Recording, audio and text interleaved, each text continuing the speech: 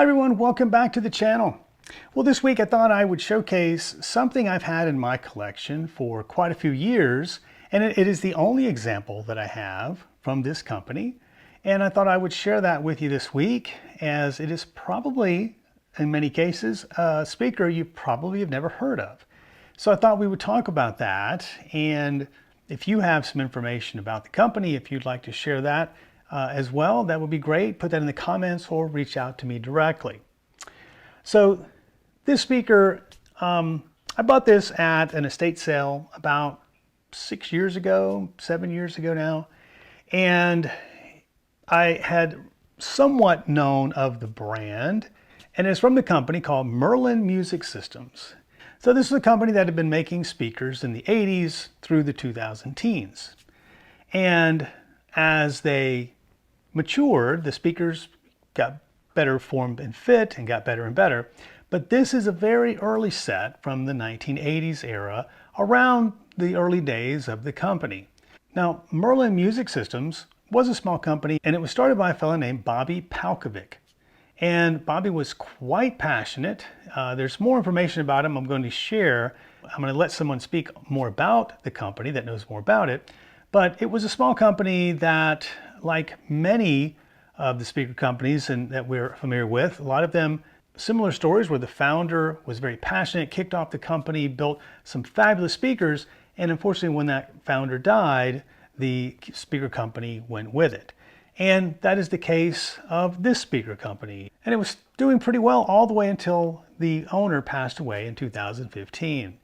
And this happens to be a very early model of the Merlin company. And this model happens to be a Model 4B or B+. Not quite sure. As with many small companies, there's not a lot of documentation and paperwork to confirm the models, and not a lot of history to dive into to get that specific detail. There isn't a model number anywhere. There's a serial number on it, but it doesn't say what the model number was. And as I've come to learn, that was sort of the way things operated, especially in the early days. So I'm going to introduce you to someone a little bit later in the video that will give us more detail about the company and some history. But this particular model was a bit exotic for that time frame. It had what was considered exotic back then, this configuration where the woofer is on top. There is a mid-range, a tweeter, a mid-range, and you can't see it in the frame here, but there is another woofer, same as this one, on the bottom. And that configuration, which is also time-aligned, was considered a bit exotic in the 1980s. You had to go into some very expensive speakers to sort of get this configuration. So for that reason, it was regarded as a rather high-end speaker company of the day. And the name Merlin, which was kind of exotic sounding as well, kind of helped with that mystique, I think. So I just wanted to explain initially that this is not what the speaker looked like originally. The speaker was covered in a sort of foam cover, and you wouldn't have been able to see all of this. So this is a bit naked, if you will. All of the speakers you find now, of course, do look like this, because the speaker foam, which was very popular on many speakers of the day, it was a interesting coarse material that would wrap around. You could sort of build your speaker and then just wrap some foam around it and cover it, and voila, you know, you've got more of a finished look without having to worry about a lot of detail. So that's what this looks like uncovered, and I'm going to show you one that I've put the cover back on. Now I've had to go find sort of the best equivalent that I can find to cover them. All right, so here is the back side. Hopefully I'm not cut out of the frame here, but you can see there are dual posts, and so you can biamp these, and there is some attenuation that you can tune them in a bit as well. I did drive them a few times with, I think it was an amp of about 100 watts, and that seemed to be just fine. They're not the most efficient speakers, but that 100 watts seemed to be just fine for them. And as you can see, there are some ports back here, and these do have foam in them. It does look original, so I've not removed it. There are ports on the front side, which you'll see as well, and those ports are uncovered. The material, it's some kind of a resin, and it was formed. Bobby apparently had a cabinet maker who was very skilled in making these cabinets, and it's apparently a one-piece cabinet of this resin material, and it does not resonate whatsoever. There is sand filled in the bottom, so they are weighted. And if you go to try to flip them over, I can tell you it's pretty substantial. I think they weigh probably about 120 pounds, roughly. So it does feel nice and robust. There is a oak cap on the top and the bottom to sort of finish them out. And in these, I don't know how they were attached. I can't find a single picture of these new. So if you happen to have anything like a brochure, would love to see what that looks like. But I took mine and I did put a piece over it after finishing it up. And so what I'll do is I'll swap them around and let you see what they look like now. So here you go. It's what they look like with their clothes on. And this is probably not exactly the same type of foam, but this is the type of foam that has been used on other speakers, like time windows, for example. And so this is the only foam I'm familiar with that's available for speakers. And so I reached out to the same company, the Foam Factory, to get this foam.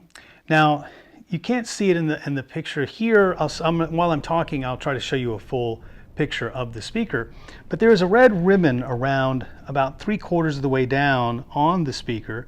And in talking to Rich, who was familiar with the history of Merlin, he believes that was a demarcation line of the foam, because the foam wasn't long enough to cover up the whole speaker back then. So unfortunately he had to put it in two layers essentially. So I was able to get a foam that goes from top to bottom, so I went ahead and just covered the whole thing. There is another thing as well. On the front of the original, there is an emblem on it of Merlin, and it depicts the Merlin logo early on. It did change later, I believe. So this emblem was put on at the very end after it was wrapped in foam, and the emblem was pushed into the cabinet and glued in. So I didn't want to risk damaging the emblem or the speaker itself, so I left it intact, and I actually took the foam straight over the front of the emblem as well. If you're so inclined, you can certainly, cut around it or however you want to do. But in my case and in my example, I left it completely covered. Does make it a bit plain looking, I'll admit. However, I just didn't want to do any further damage to the original speaker. So let's turn them around and take a look at the backside. And voila! Here's the backside of each of the units here. So right off the bat, look quite different with this one being covered, but you get to see the binding post here on the back side. It is, as I mentioned before, dual binding posts. You can separate the low end from the high end and amp them separately, or you can use a single amplifier to drive the speaker, which is what I've been doing. So you have some little bit of attenuation here on each side as well, and that's where all the business is here. These do stick out. They don't have a cup on the back, so when moving them about, you do need to be a little careful to not break them off. That's a danger of having them protrude like this. You just need to have that in mind when you go to move them at some point. So looking at the other speaker, as you can tell, I have wrapped this one. Again, I'll remind you that this is an earlier, prior to and precedes the Excalibur.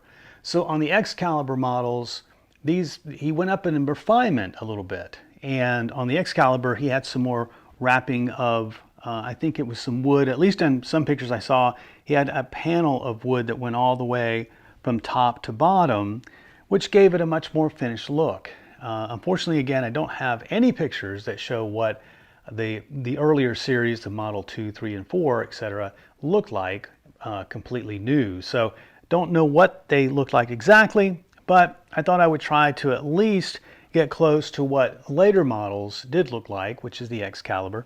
So I found this little piece here to cover up the seam. I did these just like I did a pair of time windows. On the time windows, the foam is wrapped around, and then it comes together in a seam on the back. And then in those, there's actually a black a black plastic piece, 2 strips that go down each side, which holds it in place and sort of makes it have more of a finished look. In this case, I was trying to stick to what Bobby had done in the Excalibur and found this piece to cover up the seam, and I thought it worked out pretty well. This happens to somewhat match in color the oak tops somewhat closely, so I thought it just gave it a better, more refined look. Down here, had I had some more materials here that, I think maybe would be nice to put a whole rectangle piece over this section, kind of block off this area a little bit, but I didn't have anything like that. If you want to spend more time on something, maybe that's a better way to finish it off, but it is the back and it's not something you're going to see that often anyway. So let's talk about sound for a moment. As is clear, since I've gotten these, I've listened to them uncovered. And my listening impressions were that it has fine low end. It's not, I wouldn't say it's super deep. They do bring some low end, but I wouldn't say it's not room shaking. Maybe if you added a separate dedicated amp, perhaps you might get a little more. Mid-range is great. Love the mid-range, and I think it's excellent. They are very well balanced, I'll say. The one thing that gave me a little bit of unhappiness is the high end, the tweeter.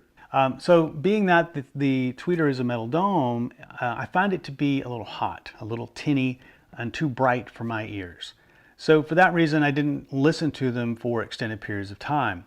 I did have them I had an office set up for a long time, and I had them in my office for a very long duration. And I actually had some other speakers sitting on top of these. And so I would go back and forth. I could only listen to them for, 20, 30 minutes, and I actually sort of got fatigued. So my assumption has always been that Bobby knew this, and he chose that tweeter because he knew he was going to end up covering them anyway. And so he needed something that was going to be able to be covered and still sound just right. And after I've covered them, before I actually covered them, I did a test, and I wrapped the foam around them and then gave them a good long listening session first, and wow, it makes a huge difference.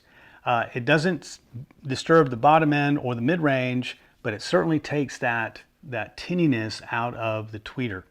And for me, they're a whole new speaker now and much more pleasant. I've actually kind of thrilled enough that I'm thinking about bringing these in the house and swapping them in there for a bit of time because they sound that much better. So, when you are an artist and you are creating your masterpiece, if you will, as you will hear Rich Brkich speak about life with Merlin and Bobby, you'll hear through the links that Bobby would go to tweak things. So I'm quite sure that none of this was accidental, that he had planned it this way because he had done all of that prepping and all of that testing up front, and that's the way he designed it. So make sure that if you have a set of these speakers, you'll certainly want to get some covers over them if you want to hear them as Bobby intended. So that's my recommendation out of this. If you're a Merlin fan, try to get the speakers back to somewhat as close to original condition as possible if you want to hear them as intended. So I'm going to end it here, but I'm going to move into my interview with Rich Brkich. And Rich, great guy, and he knew Bobby probably better than most. He spent a lot of time with Bobby from the very early years all the way through his passing, and was one of his best friends. And he's going to tell a story and tell you about Merlin. So stick around for that. If you'd like to get more, think about joining the stereoniche.com membership site. That's where I spend most of my time. And there's also a store there now. I'm in the process of adding some things for my own collection out there. You can reach the store without being a member. That's something I've changed recently. So if you'd like to see some things that are for sale out there, stereoniche.com and look for shop, and you should be able to find it. I think that's it for this segment. Thank you guys so much for tuning in. Enjoy the interview with Rich, and we'll see you next time. Okay, yep, yep. Bobby was born and raised in Canada. I don't know if he ever became a naturalized citizen or not. He did marry here in the U.S. When after some years after he arrived in the mid '80s. He would be he would be, if he was still alive, around 72 now. So he was a young kid, hanging around Toronto in the early days of the heyday of hi-fi, and he worked at a number of hi-fi shops when he was a kid, went to college in Texas for mechanical engineering for a few years. That didn't last for various reasons. He then wound himself back up in Canada and started with some other people in Canada, a company called Raven Acoustics, which was actually a ribbon speaker design, a quasi full range ribbon type design. I've only ever seen one or two pictures of them over the years. I don't think very many at all were made, but it's kind of how he got his first bite into speaker designing. Raven Acoustics still didn't end well, and I don't know the exact details because Bobby wasn't exactly particularly wanting to dredge up stuff from the past. But from what I heard, he kind of got boned over, and that caused him to leave. He had some other ideas, so that caused him to come to Canada, come across the border to the States, to Rochester, New York area, where he got to know Paul Heath Audio in Rochester. He decided to start Merlin Music Systems, and at that time, this was in the probably early '80s. I was still in college at the time. I didn't know about Merlin even then. They were quite literally, Merlin. Paul Heath Audio was located in a small, few-story old building, home, which was kind of converted into a retail establishment in downtown Rochester. You can imagine, was Merlin Music Systems.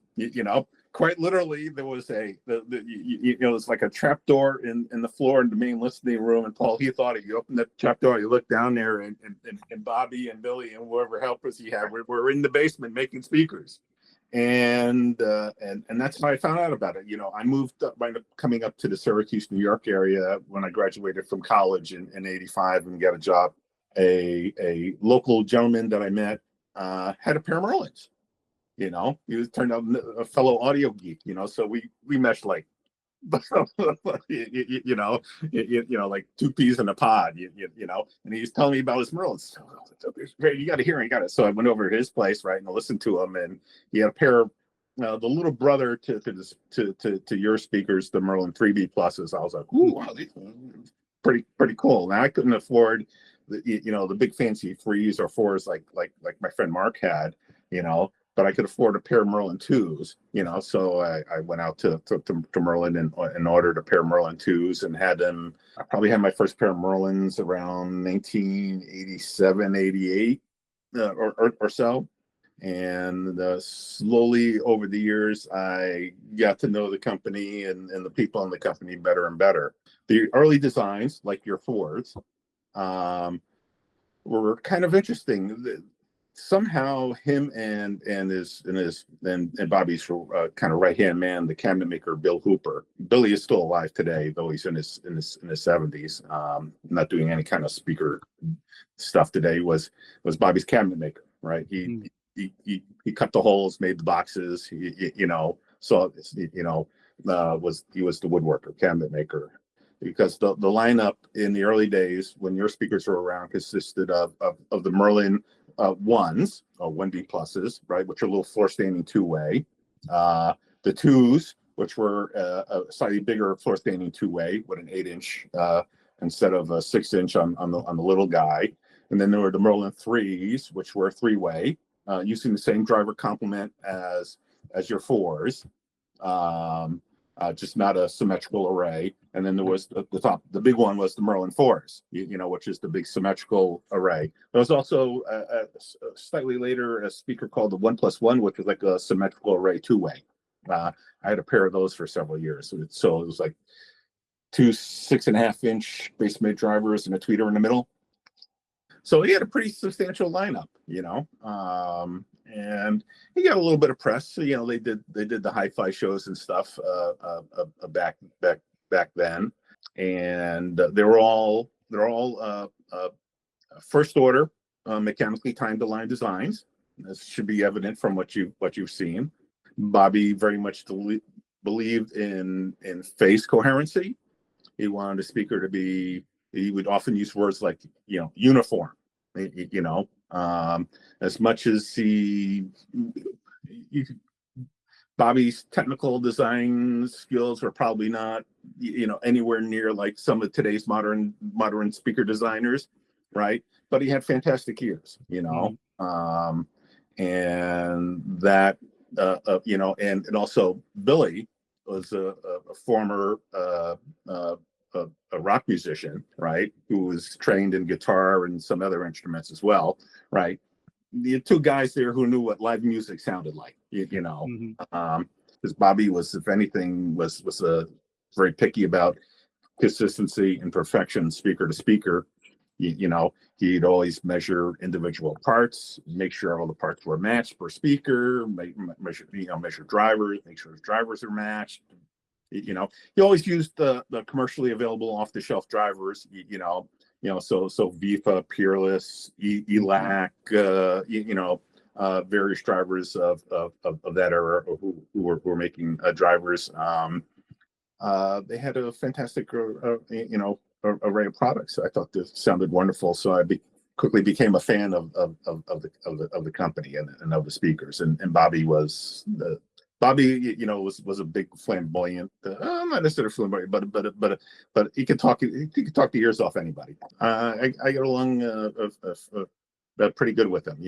Over the years, became very, very close friends with him. Later on, especially in the 2000s, in the Merlin and the TSM VSM era, which is post the 1, 2, 3, 4 Excalibur era, which ended early 90s.